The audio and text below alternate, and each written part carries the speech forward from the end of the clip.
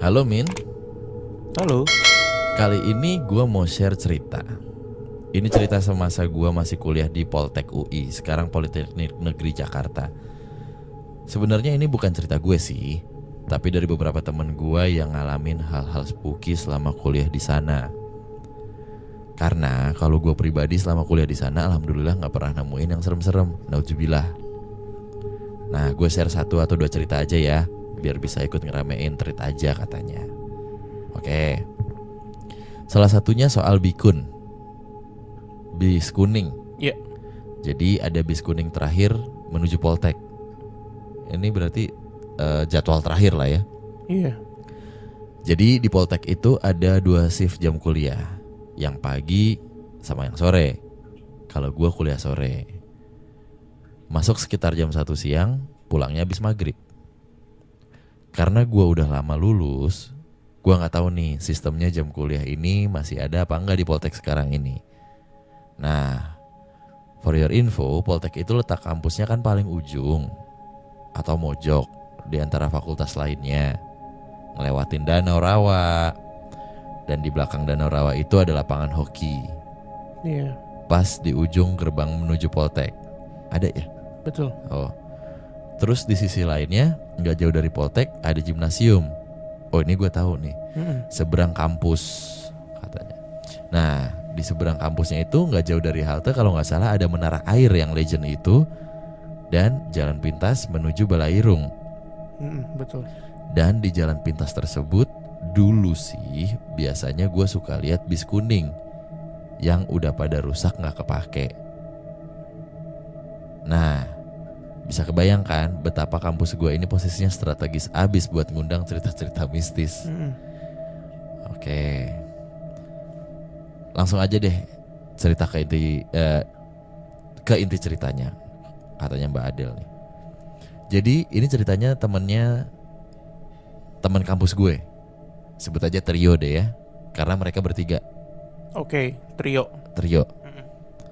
Si bertiga ini ngekos di belakang Poltek. Gue lupa nama jalannya. Pokoknya kalau mau ke kosan mereka ini harus ngelewatin bengkel teknik mesin Poltek dulu.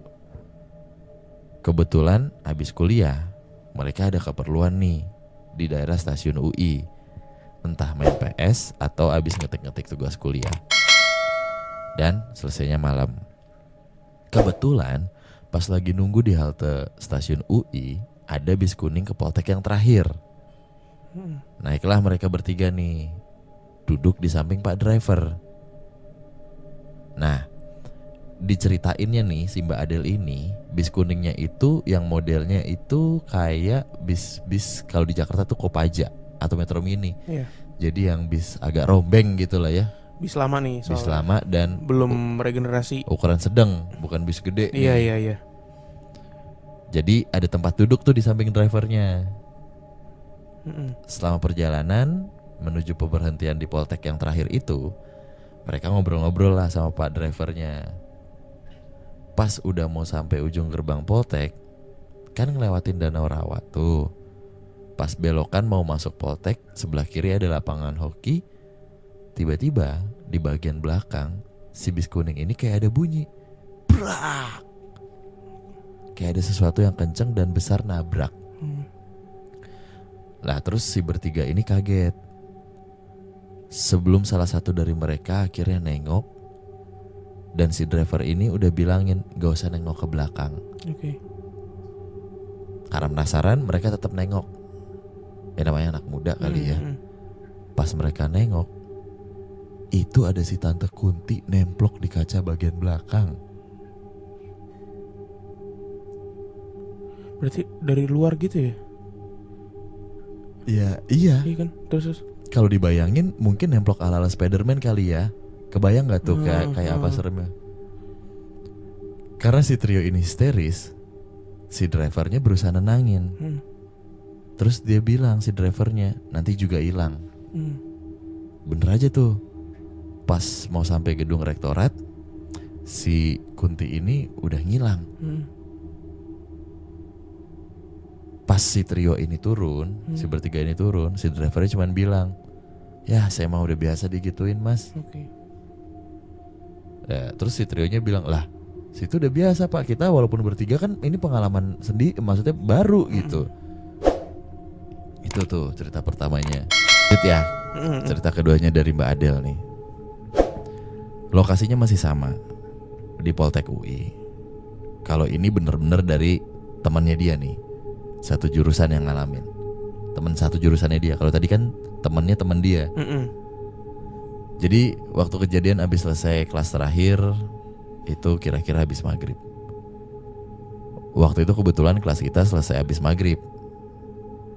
Karena kita malas jalan kaki menuju gerbang buat nungguin bikun, akhirnya kita sepakat rame-rame nih, sekitaran ada 20 orang, nunggu di depan gedung serbaguna biar bisa naik bis kuning Poltek yang keluar dari pangkalannya. Nah, pangkalannya itu yang tadi dia bilang tuh, banyak bus gak kepake itu loh, bus rongsok. Kalau anak UI bilangnya kuburan bikun. Oh, kuburan bikun ya. Oke. Nah, dari kumpulan tadi yang 20 orangan itu, ada 3 orang teman gue yang bosan nunggu katanya. Akhirnya mereka bertiga ini memutuskan jalan kaki menuju ujung gerbang Poltek. Kondisinya saat itu agak gerimis, tapi mereka tetap bersikukuh untuk jalan kaki. Mungkin karena merasa kelamaan kali ya, nunggu si bis kuning Poltek ini. Di sebelah kiri, gak jauh dari gedung serbaguna ini, ada dinding buat anak-anak latihan panjat tebing. Dan beberapa meter dari situ ada banyak pepohonan karet dan pohon-pohon lainnya yang menyerupai hutan kecil, plus di sampingnya ada jalan kecil ke pemukiman warga. Jadi antara si dinding panjat tebing, si lapangan hoki atau danau rawa ini, ada sisi lagi yang berseberangan. Iya. Kayak gitu. Bayangnya ya. Singkat cerita, si teman gue ini jalanlah pelan-pelan sambil ngobrol bercanda sambil sedikit nunduk biar gak kena gerimis.